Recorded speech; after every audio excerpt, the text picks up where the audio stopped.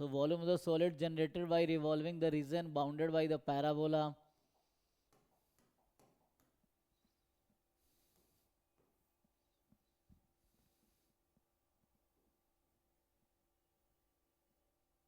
x बराबर 2y² plus 4, तो ये 4 है मेरा। x बराबर 6, तो ये 6 है।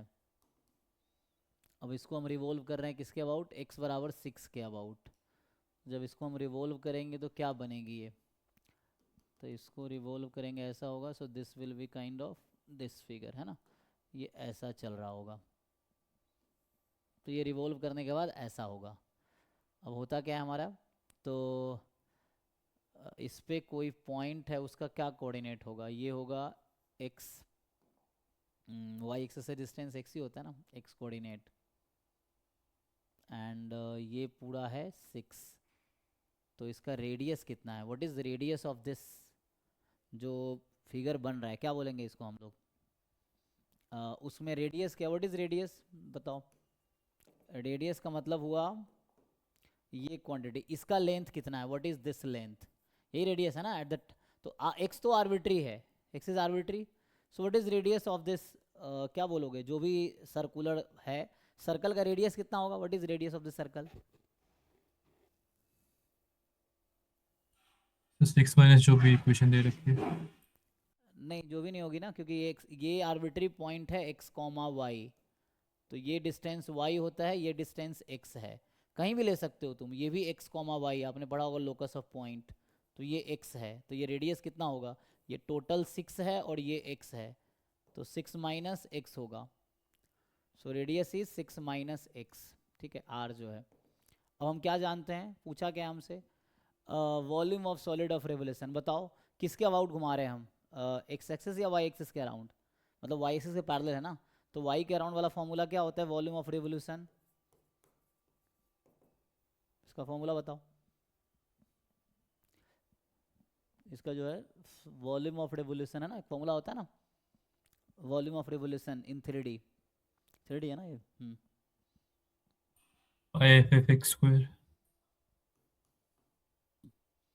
तो डिपेंड करता है किसके अबाउट घुमा रहे हैं, तो यहाँ रेडियस किसके अराउंड है, एक्स एक्सिस के अराउंड है ना, क्या होगा, तो लिमिट यहाँ किसकी लोगे, एक्स की या वाई की। एक मिनट से पहले ये चेक करो इंटरसेक्शन पॉइंट क्या है, what is this intersection point. So एक था x बराबर 6 और एक है y, x बराबर 2y² प्लस 4। एक तो मुझे लगा तुम्हें थ्योरी में दिक्कत है भाई।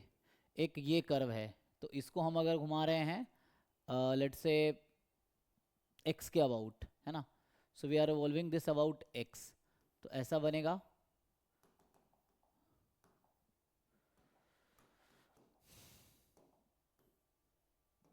छोड़ो, volume of revolution of y बराबर एफ एक्स, या इसी को दूसरे तरीके से लिखोगे तो मान लो x बराबर जी वाई, है ना,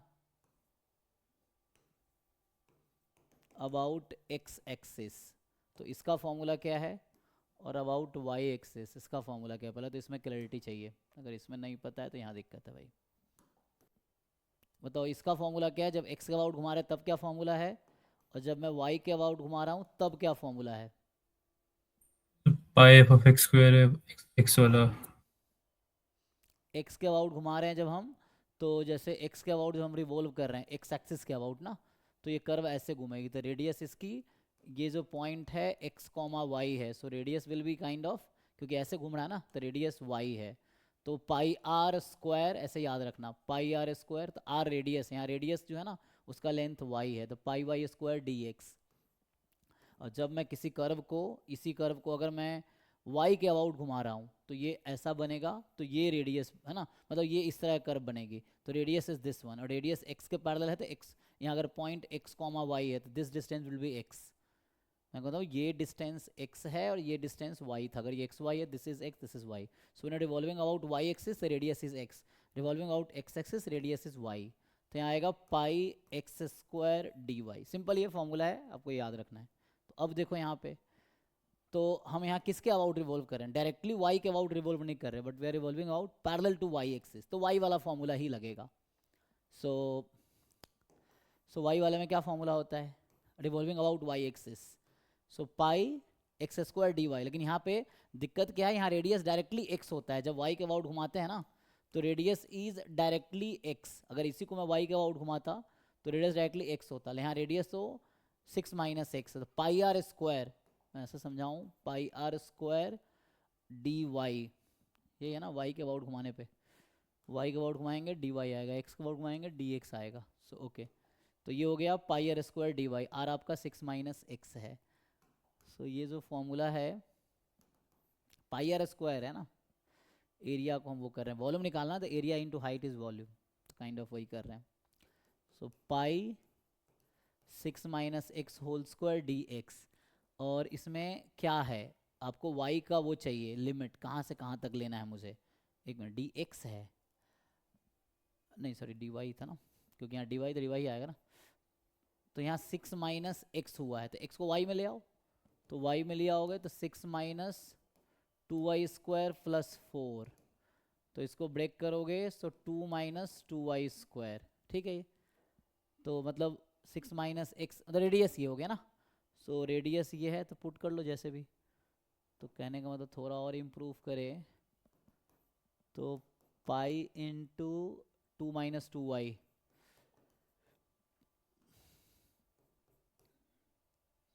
whole square d y, and y की लिमिट कहाँ से कहाँ तक ये देखना है, तो x बराबर 6 था, तो इसमें x को 6 रखो, y निकालो, तो you find the intersection point of both curve. ये जो कर्व है इन दोनों का इंटरसेक्शन पॉइंट क्या है, इन दोनों को सॉल्व करो, x बराबर 6 को और x बराबर दिस को, इन दोनों सॉल्व करके बताओ what is the intersection point, x क्या है और y क्या है। मेनली मुझे y चाहिए एक्चुअली, x नहीं चाहिए, है ना, x क्या है मुझे, ये y सॉरी y कोऑर्डिनेट चाहिए ना, तो इन दोनों को सॉल्व करके y की वैल्यू निकालो।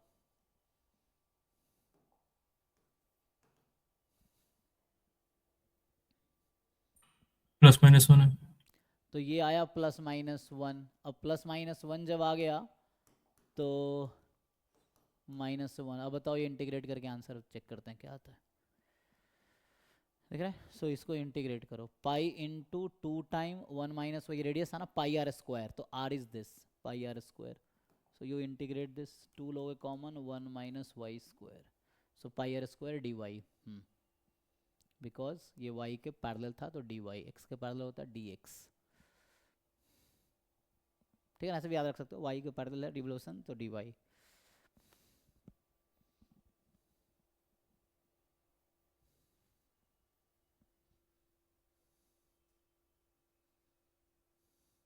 सर 8 पाई/3 आ रहा। 8 पाई/3 समथिंग, कुछ तो गड़बड़ है फिर तो आंसर, इसका मतलब है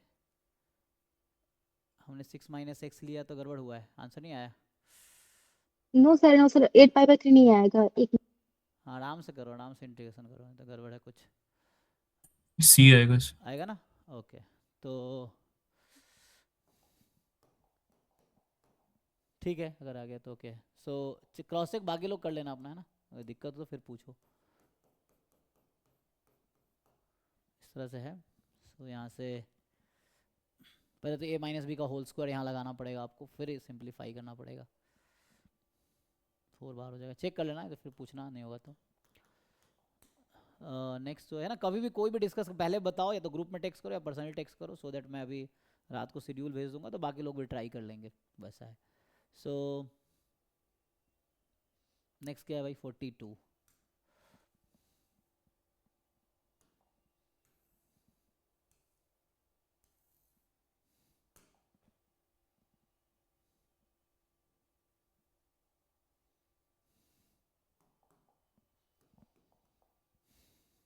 if the volume of the region bounded by the paraboloid z is equal to x square plus y square, plane z बराबर 2y, given by this, ठीक है।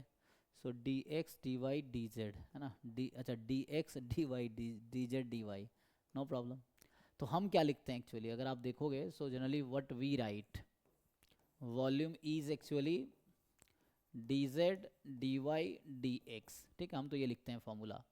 अब z की लिमिट देखो, तो z बोला है यहाँ से यहाँ तक अगर आप ग्राफ बनाओगे रफली, मैं 3D में ट्राई करूँ ग्राफ बनाने का, तो ये वाई जेड बराबर वाई स्क्वायर, मान लो ये जेड है और ये अभी एक्स है, ये वाई है। तो अगर वाई बराबर जेड बराबर एक्स स्क्वायर बनाऊंगा तो भी कुछ ऐसा होगा। तो यहाँ पे जो होगा काइंड ऑफ, मैं अगर बताने की कोशिश करूँ तो ये कुछ इस तरह का फिगर है, ठीक है। ये ग्राफ है इसका, जेड बराबर 2y, तो x कुछ भी ले लो y के रिस्पेक्ट में ही चलेगा, तो z बराबर 2y है ना। तो अगर मैं z और y में ग्राफ बनाऊँ और z बराबर 2y बनाता हूँ तो ऐसा कुछ होगा, है ना। मतलब सिर्फ 2 प्लेन बना, 3 में बनाएंगे तो प्लेन हो गई, लाइन है अभी तो जेड वाई में, और वैसे प्लेन होगा तो एक्स पे स्प्रेड कर दो उसको। सो दिस काइंड ऑफ ऐसा कुछ प्लेन होगा, समथिंग समझने के लिए। अलग पास तो ओरिजिन से करेगी, सो तो मुझे कैसे बनाना पड़ेगा ताकि, है ना, क्योंकि ऐसा है ना, ये स्प्रेड ओवर ऐसा होगा, bound by this and this.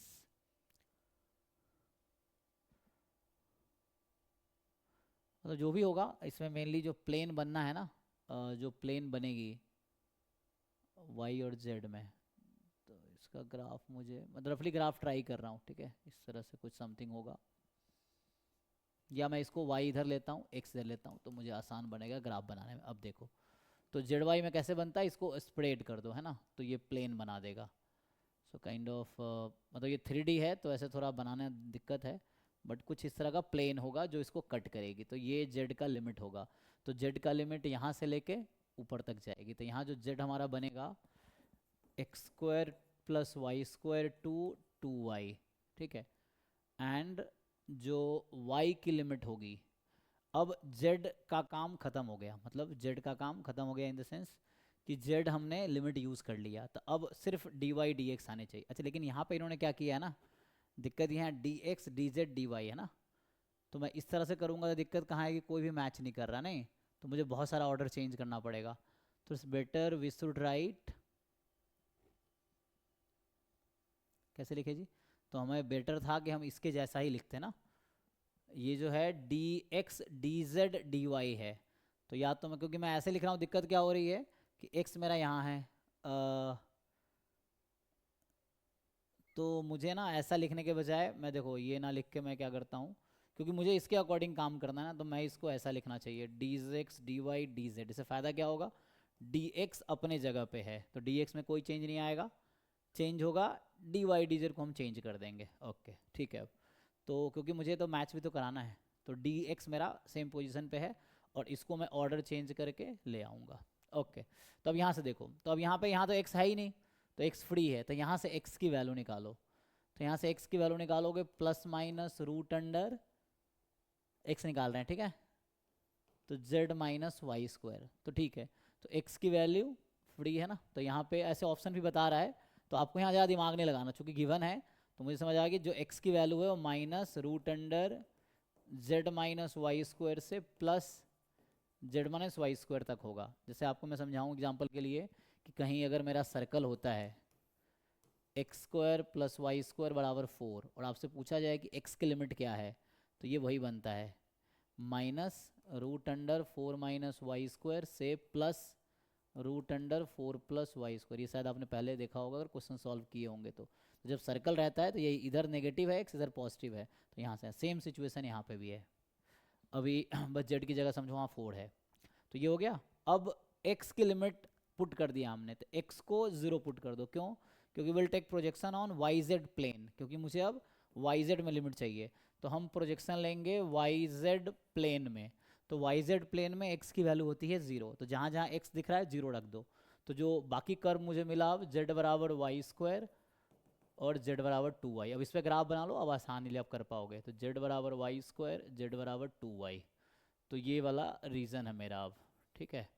तो यहाँ से मुझे चाहिए y की लिमिट एक्चुअली, तो हम y, है ना, y मैंने इधर ले रखा है, तो y की लिमिट चाहिए, तो ये लाइन है तो यहाँ y होगा z/2 और उधर y होगा रूट z, क्योंकि नेगेटिव होगा नहीं y, तो रूट z, ये हो गया। एंड y की लिमिट क्या होगी अब, सॉरी हमारा तो z, हम तो ये निकाल रहे हैं ना, तो z की लिमिट क्या होगी अब, या मैं डी जेड, है ना, क्यों इतना मेहनत कर रहा हूँ मैं, है ना, मैं तो ऐसा भी बना सकता हूँ। सो हम डायरेक्ट ऑप्शन तक क्यों ना पहुँच जाए, सो मैं बाद में ऑर्डर चेंज करूँ, इससे मतलब मैं यहीं पे ऑर्डर क्यों ना चेंज कर लूँ। सो एक मिनट, है ना, तो मैं यहीं पे ऑर्डर चेंज कर लेता हूँ। जब मुझे ऐसा ही लिखना है, देखो इसमें कोई फिक्स नहीं है, you can write in any possible order, d y d x d z, d z d y d x, कोई भी ऑर्डर, 3 फैक्टोरियल है ना, पॉसिबिलिटी है ना, 6 possibility, you can right any one. तो मैं डिमांड के हिसाब से, पहले मैं सोचा था कि d s d z d y d x लिखूंगा, फिर लगा मैं ऐसा लिखता हूँ, फिर अभी लग रहा है कि मैं ऐसा ही क्यों ना लिख दूँ सीधा सीधा, तो सीधा सीधा लिख देते हैं। सो डी जेड डी वाई, और चूंकि वाई जेड है मेरा इक्वेशन आ ही चुका है, तो मैं क्यों इतना मेहनत करूंगा, तब मैं सीधा जेड की लिमिट लिख देता हूँ। तो जेड ये है, तो जेड के लिए आपको पता होगा मैं वर्टिकल स्ट्रिप लूँगा यहाँ पे, अगर मैं आपको ऐसे बताऊँ तो will take a vertical strip, तो यहाँ जेड क्या है, फिर यहाँ जेड क्या है, तो यहाँ जेड है वाई स्क्वायर, तो ये है जेड बराबर वाई स्क्वायर नीचे, ऊपर है जेड बराबर 2y, और y की लिमिट कितनी है, तो इसको सॉल्व करके मुझे बताओ इंटरसेक्शन पॉइंट के, यहाँ तो 0 है, व्हाट इज दिस पॉइंट, इन दोनों को सॉल्व करो, इन दोनों को सॉल्व करके y की वैल्यू निकालो, 2 आएगा सर। 0 और 2 आएगी, तो एक 0 है और एक 2 है, हो गया, कंपेयर कर लो, आंसर आ गया, आ गया ना, मैचिंग करके ना, मैच मैच हो गया, yes, just you compare it now, so alpha you got is 2, beta y you got is y square, है ना, क्योंकि जेड की जस्ट आप वाई स्क्वायर लिखना चाहो, जस्ट वाई स्क्वायर लिखो, so this is y square, and यहाँ पे वाई की लिमिट है तो अंडरस्टूड 0 लिख लो, डन। देख लो, अब डाउट है तो पूछो। तो एक्सपेरिमेंट करने से होता है, कई सारे तरीके हैं, तो मैं सीधा इसी के तरीके से लिख दिया, सीधा से लिमिट लगा दिया, जैसा इन्होंने कहा था हमने वैसे ही बना दिया, बस दैट्स ऑल। तो पहले एक्स मिक्स कराया, बाद में लगा जेड को ही मैच करा देते हैं, तो ऑर्डर चेंज करने की नौबत नहीं आई, वरना ऑर्डर चेंज करना पड़ता मुझे।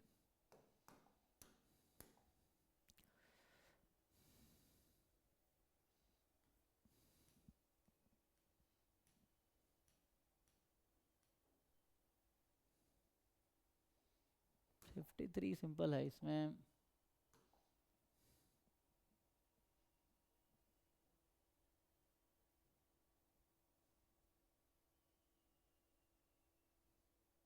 देखो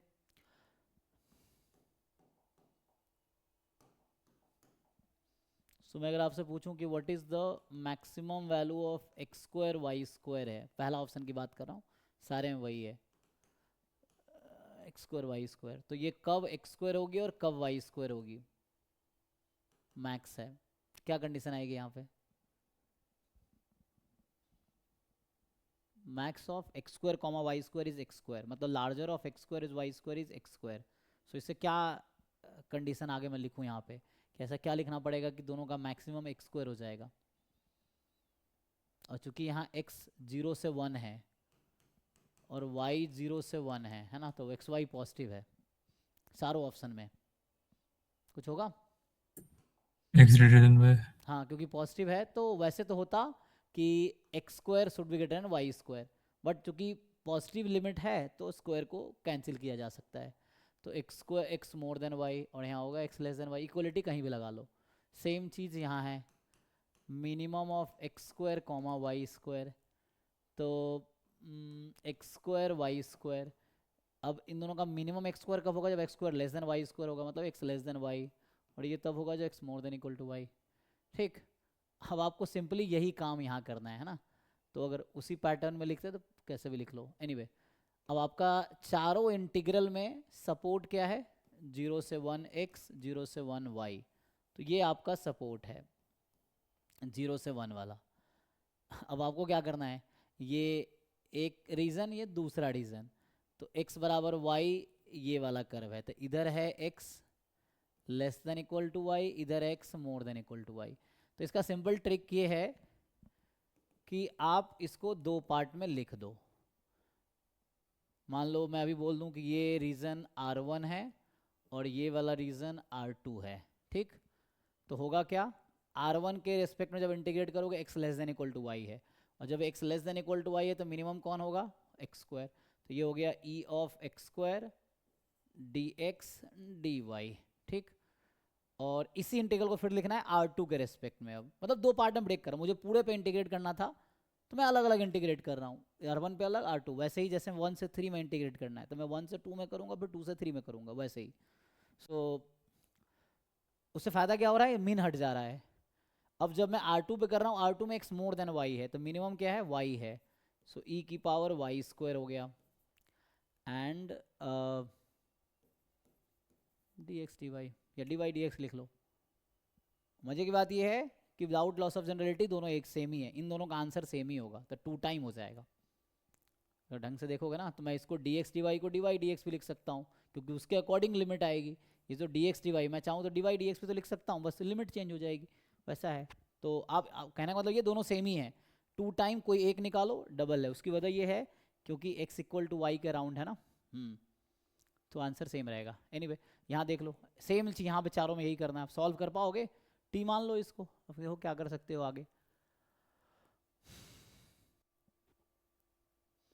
तो हमें 1 में लाना है सिंगल इंटीग्रल में, तो यहाँ तक तो ओके है। अच्छा मैं इसको लिख दिया, सेम चीज़ इसको लिख दो, तो बस आप सॉल्व करो आगे। यहाँ भी सेम लॉजिक है, ठीक है ना। R1 पे मैक्सिमम कौन होगा, तो R1 पे है y मैक्सिमम है, तो e की power y square dx dy। R2 में मैक्सिमम क्या होगा, x dx dy या dy dx, it's up to you. Same बाकी पार्ट है, ऐसा कुछ खास तो है नहीं।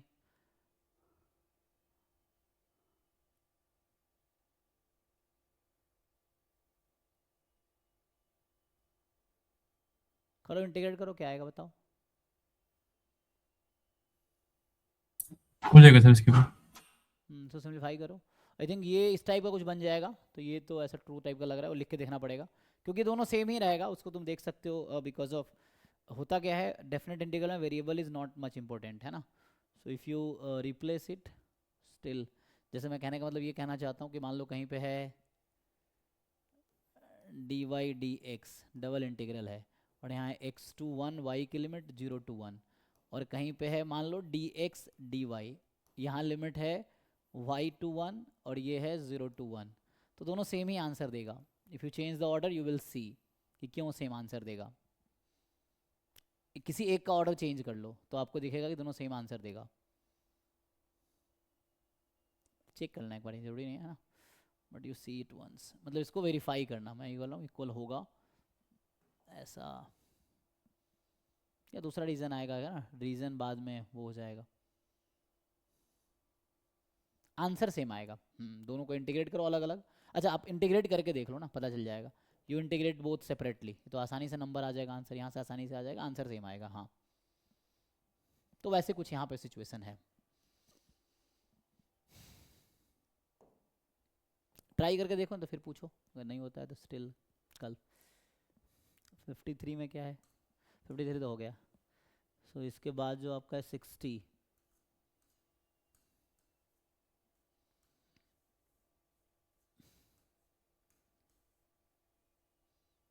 तो आसान क्वेश्चन है, इसमें प्रोबेबिलिटी है ना ये तो इसमें जो है कि कह रहा है consider a circle C with radius and centre, क्या बोलना चाह रहा है, विथ यूनिट रेडियस। अच्छा तो मतलब मुझे रेडियस 1 दे रखा है एंड सेंटर है 0 0, so you know unit circle right. So ये 0 0 और रेडियस इज 1। अब मुझे क्या चाहिए, थीटा जो है वो यूनिफॉर्म 0 टू पाई है, एंड डी एक पॉइंट है cos theta comma sine theta. So अभी समझने के लिए डी मान लो x कॉमा वाई है, so what do you think, x square plus y square 1 होगा। So means d is a point on the unit circle, क्योंकि ये x कोऑर्डिनेट ये y coordinate, you know already parametric form है ना। तो ये जो पॉइंट है this is cos theta comma sine theta, ऐसा है। So d is a arbitrary point on unit circle. Theta है 0 से, थीटा 0 से पाई है, मतलब है ना ये वाला, इस पे आर्बिट्री पॉइंट है। D is arbitrary point on this locus, ठीक है। सो ये लोकस ऑफ है ना पॉइंट ऑन दिस कर्व। अब क्या कहना चाह रहा है, note that angle D A B, मान लो डी है, ए क्या है, ए आपको इसको नाम दिया है, बी क्या है, what is B, B is 1 0, ये 1 0 था ना। सो दिस वाज बी, तो वी नो दिस है ना, ये जो हमें बताना चाह रहा है कि डी मान लो ये पॉइंट है D A B, this angle is theta, है ना। सो वी ऑलरेडी नो, क्योंकि ये point cos theta sine theta है, तो आप वैसे भी देख सकते हो, आपने पोलर फॉर्म पढ़ा होगा तो you must be knowing already, ठीक है। ठीक है ना। तो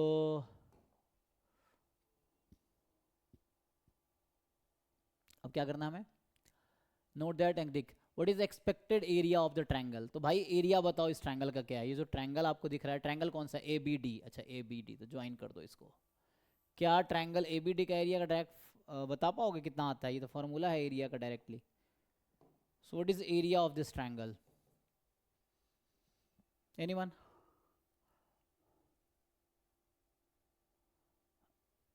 चलो ये बताओ, अगर यहाँ से मैं वर्टिकल लाइन ड्रॉ करता हूँ तो half into base into height, तो बेस तो 1 है, हाइट कितना है, हाइट निकाल पाओगे?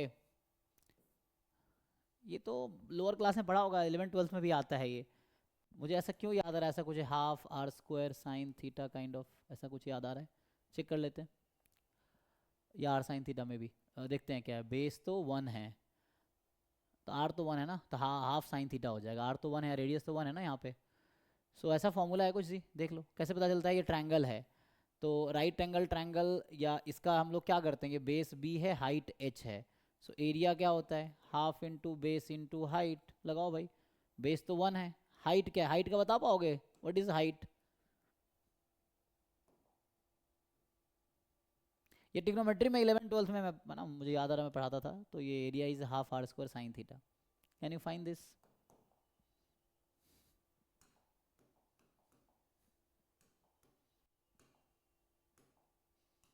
मैं ये पूछ रहा हूँ भाई, ये पॉइंट है, ये है cos थीटा। अरे ऐसे भी, ओ देयर आर मेनी वे ना, उसके हो जाएगा परपेंडिकुलर बाय हाइपोटेनस बाय या परपेंडिकुलर। हम उसे डिटर्मिनेंट से भी कर सकते हैं। You know, if you have all 3 coordinates known, how can you find the area of a triangle using determinant? ये 1 0 है, ये 0 0 है, ये cos थीटा sin थीटा है।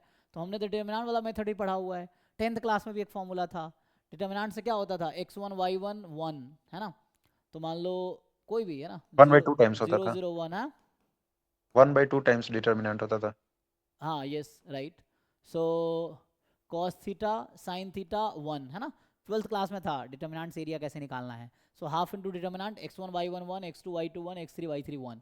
You find this determinant, I guess यही हाफ आएगा, साइन थीटा हो जाएगा, r sin half theta sine. आएगा। हाफ साइन थीटा मतलब r तो 1 हो जाएगा, तो ये आएगा हाफ साइन थीटा। अब हाफ साइन थीटा, ये कलर विजिबल है, सो ठीक है। तो ये आ गया half sine theta. What they are asking, expected area. तो expectation of sine theta upon 2, क्या आप ये नहीं निकाल पाओगे? Sine theta into PDF of theta d theta 0 से 2 pi. Can you find this 1/π होगा पीडीएफ। हाँ दिस इज आंसर। क्या है, यूनिफॉर्म 0 पाई था, oh 1 minute. So 1/π and then 0 to pi है ना। सो 0 to पाई 1/π, ठीक है यहाँ तक। सो है ना, g x into P D F of x d x, theta को एक्स मान लो for example, for time being. होगा भाई, जिनका डाउट बताओ। देखो हाँ सर। तो इसका आंसर निकाल के देख लीजिए, है ना, सिंपल। मतलब ये जस्ट आपको एरिया निकालना था बस। तो इससे भी आ जाएगा, ट्रिग्नोमेट्री से भी आ जाएगा, and there are many way. Class 10th में ये फॉर्मूला है, half x1 y2 minus y3 plus x2 y3 minus y1 plus x3 y1 minus y2, ऐसा था ना। इसी को ओपन करके वही आता है।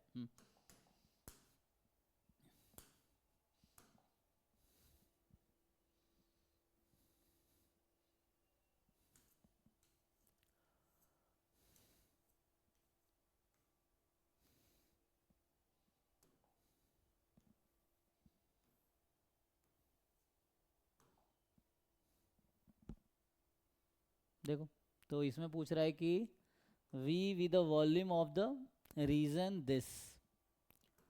सो जहाँ mod z आपका लेस देन इक्वल टू 1 है ना, no problem. So you can convert it into volume, चाहिए ना आपको। तो आई थिंक इसका स्टैंडर्ड फॉर्मूला भी तो है mod z minus 1 z minus 1 से 1 में। ये किसका इक्वेशन है? अगर मैं z/2 को समथिंग मान लूँ, है ना, कुछ नया नाम, so x square plus y square plus, है ना, मान लो t मान लिया अभी, तो ये तो यूनिट स्फीयर हो गया अगर t एक्सिस होगा तो, है ना। एंड देन यहाँ पे बोल रहा है कि z जो है वो -1 से 1 में। ये बोल रहा है z का मैंने नाम क्या, मैंने z/2 का नाम t रख दिया है, तो z इज 2t। सो जो z है, z इज 2t ना, तो z -1 से 1 में है, सो मतलब 2t is between -1 to 1, so t is between -1/2 to 1/2, यही कुछ है। सो ऐसा कुछ है। तो मैं इंटीग्रल से ना करके मैं ऐसे ही थोड़ा ग्राफिकली ट्राई करता हूँ, वरना कई सारे तरीके हैं।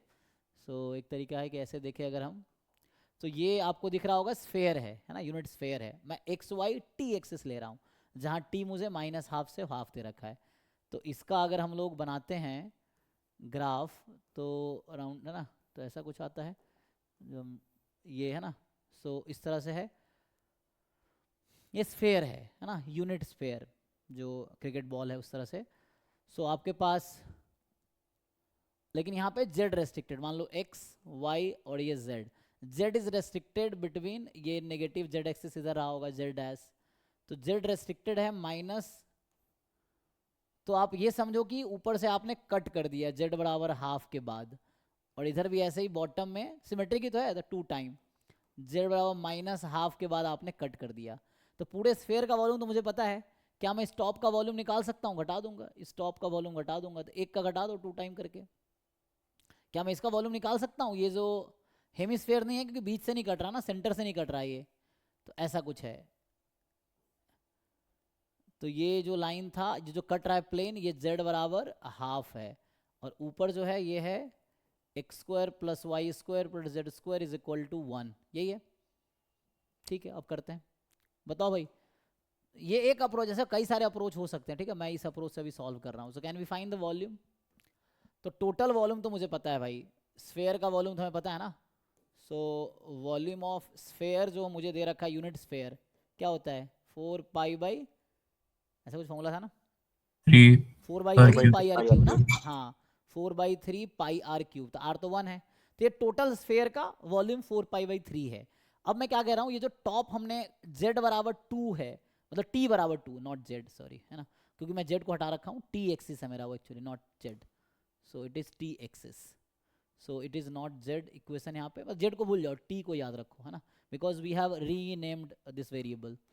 सो ये है दिस प्लेन जो बॉटम में कट कर रहा है, वो t बराबर हाफ है ना, तो x² + y² + t² बराबर 1 है, यहाँ t बराबर हाफ है, ये बॉटम में, मतलब ये प्लेन जो कट किया है एक्चुअली वो t बराबर हाफ है। तो t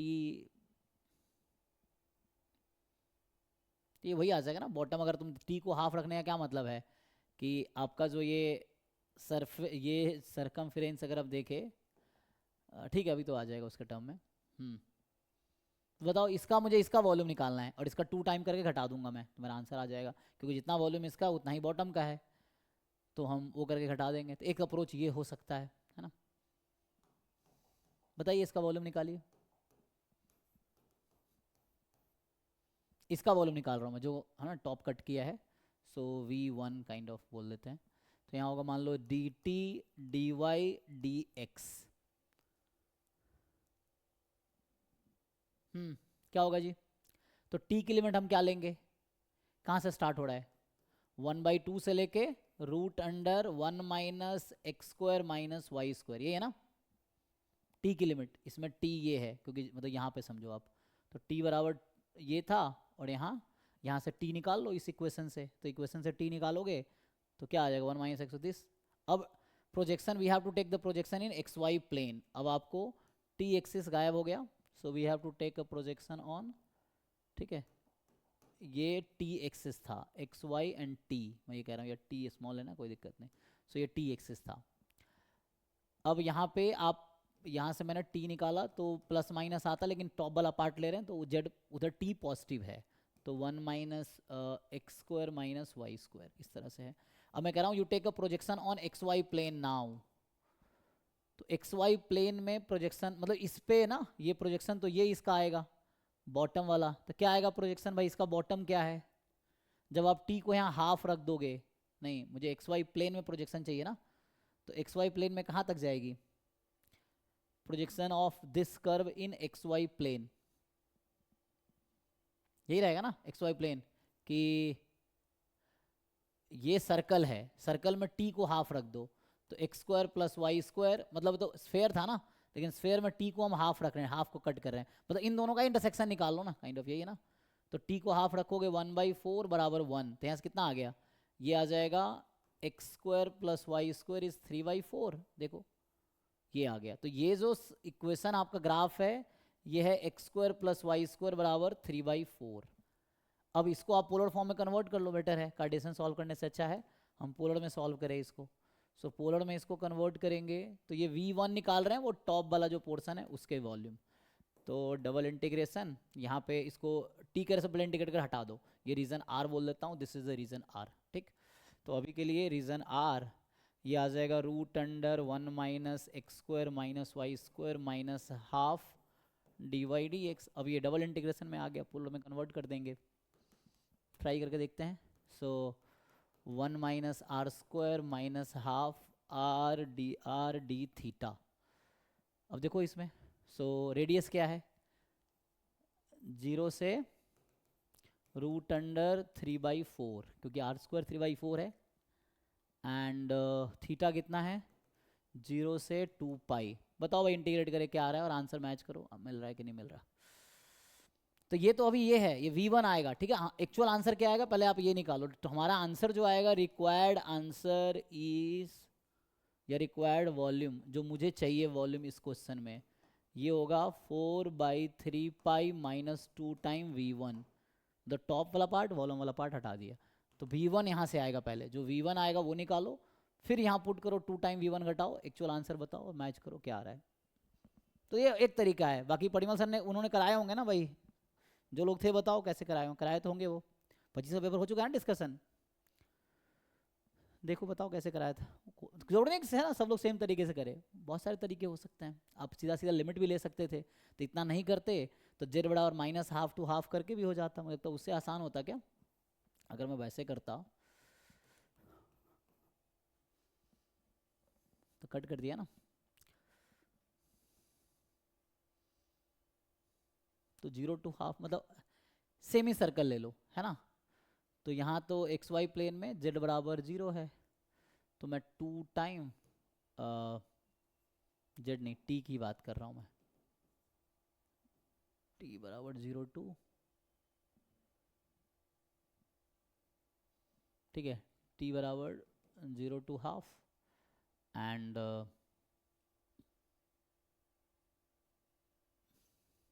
हाफ तक है ना।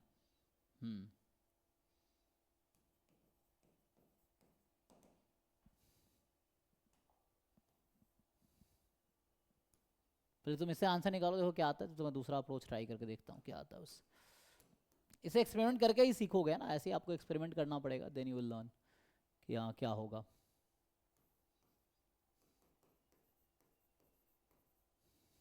अब ये क्या होगा प्रोजेक्शन इसका, टू टेक प्रोजेक्शन ऑन, तो यहाँ पे जो है वो तो पूरा सर्कल है, x² + y², क्योंकि प्रोजेक्शन जब लेंगे हाफ कट के ना,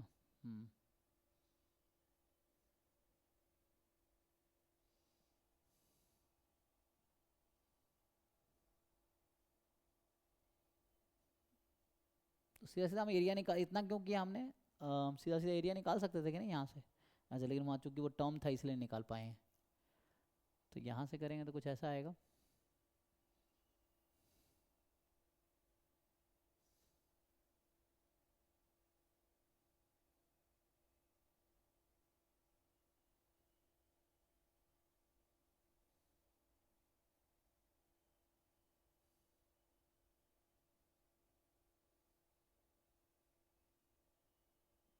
एक बार चेक करो आंसर क्या आ रहा है, फिर हम, अच्छा मॉक टेस्ट डिस्कशन में स्टार्ट करना है ना, कोई नहीं, फिर से 10 से 11 में करेंगे आज। तो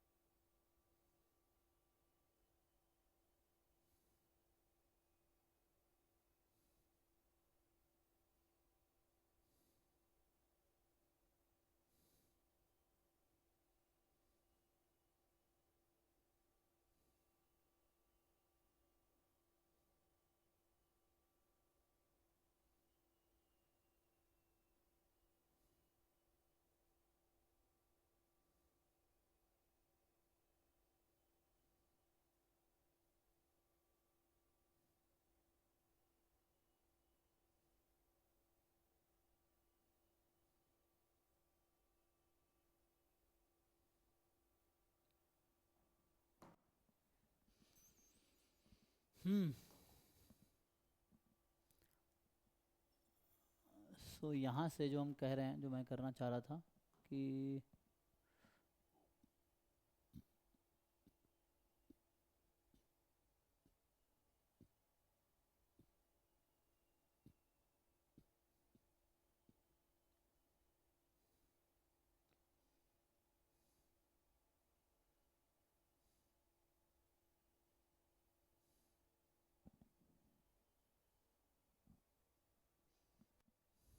अरे जी चेक कर लेना, तो कल फिर डिस्कस करते हैं। एक और अप्रोच ये है कि या तो मैं दूसरे तरीके से सॉल्व करूं,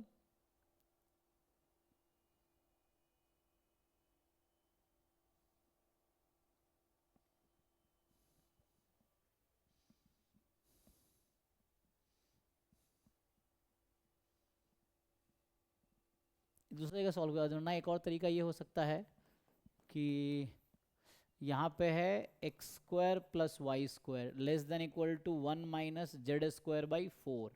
अभी ये सर्कल है राइट, और यहाँ जेड वैरी कर रहा है, मुझे बोल रहा है कि जेड जो है -1 to 1 है, एक है ना। सो यहाँ से x square plus y square less than equal to 1 minus z square by 4, ये सर्कल है ना, और ये वेरिएबल है इसके अकॉर्डिंग। तो ये तो क्या हो गया, x square plus y square less than equal to r square जैसा है। तो वॉल्यूम अगर निकाले हम, तो एरिया इनटू क्या होता है, बट ये साल ट्रिपल इंटीग्रेशन नहीं है सिलेबस में। हाँ ट्रिपल हाँ इंटीग्रेशन इस बार नहीं सिलेबस है, में नहीं। पहले पिछले साल तो एक्सप्लिसिटली लिखा था ट्रिपल इंटीग्रेशन ना सिलेबस में, इस बार अलग से लिखा नहीं है शायद, नहीं। पर ठीक है, हाँ नुकसान नहीं होगा, मतलब क्वेश्चन करने से तो लॉस नहीं होगा, बट हाँ एक्स्ट्रा एफर्ट्स लग जाएंगे, ये है। क्योंकि ऐसे इस बार ट्रिपल इंटीग्रेशन अलग से लिखा नहीं है, बट वॉल्यूम लिखा है लेकिन। तो तो वो रिवॉल्यूशन वाला शायद, वॉल्यूम ऑफ रिवॉल्यूशन। हाँ आई थिंक वही होगा फिर। सो क्योंकि यहाँ पे ट्रिपल इंटीग्रेशन अलग से नहीं लिखा हुआ है, तो सिंगल डबल इंटीग्रेशन है। अब यहाँ से ये एक सर्कल हो गया ना, x square plus y square is r square, and r vary कर रहा है हमारा, ये x square plus y square less than equal to r square, and r vary कर रहा है राइट, मतलब ये आर है ना, तो आर इसके अकॉर्डिंग वेरी कर रहा है। तो pi r square is the area of a circle right. So pi r square, तो 1 माइनस जेड स्क्वायर बाई 4, नहीं आर स्क्वायर तो यही हो गया ना, क्योंकि आर स्क्वायर तो यही है, x by square z r square.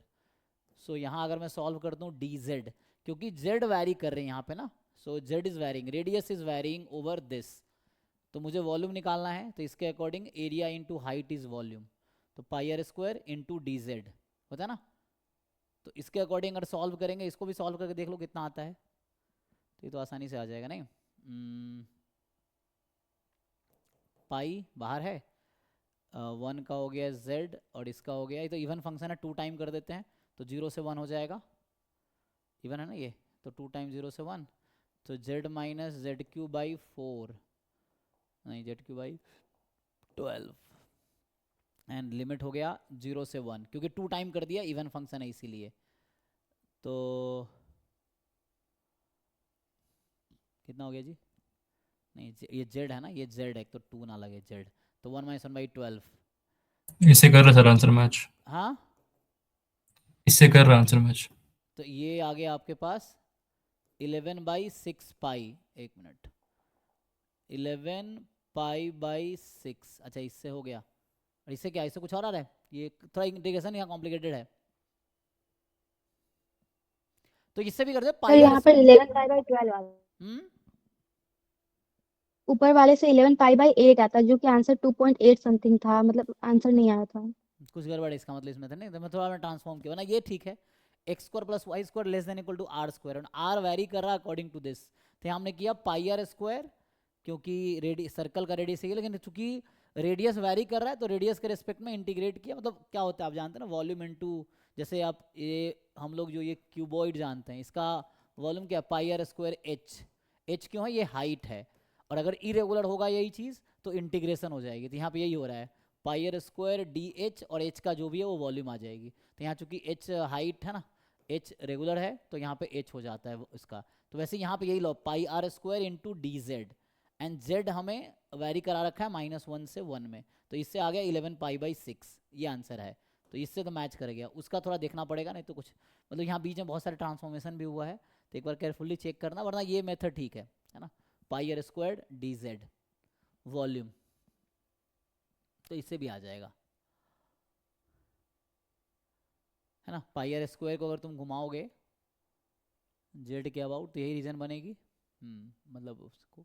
सो ठीक है, this is fine I think. अभी मैं मॉक टेस्ट स्टार्ट करेंगे हम लोग, डिस्कशन जो भी डाउट था इनका, तो ठीक है। बाकी कल जो रह गया, तो कल का क्या टॉपिक बता रहे हो भाई, बताओ। सर मल्टीवेरिएट और स्टैंडर्ड मल्टीवेरिएट का।